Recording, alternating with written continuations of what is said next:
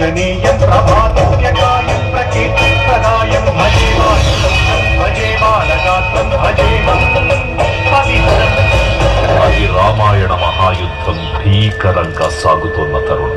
శ్రీరామచంద్రుని సారథ్యంలో వానర సైన్యంతో విజృంభిస్తూ లక్ష్మణస్వామి తనతో పోరాటం చేస్తున్న రావణుడి కుమారుడు ఇంద్రజిత్ తలని బాణంతో ఒక్క వేటుతో వేరు చేశాడు.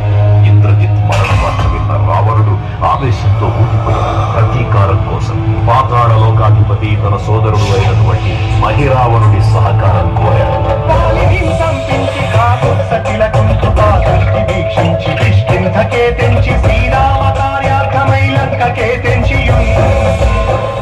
ఆ జీవి మకరధ్వజుడు అనే తన పుత్రుడు మహాసముద్రాన్ని దాటుతుండగా నీటిలో పడ్డ స్వేదబిందువు ఒక మొసలి గ్రహించడం వల్ల జన్మించాడని తెలుసుకొని ఆశ్చర్యపోతారు హనుమంతుడు.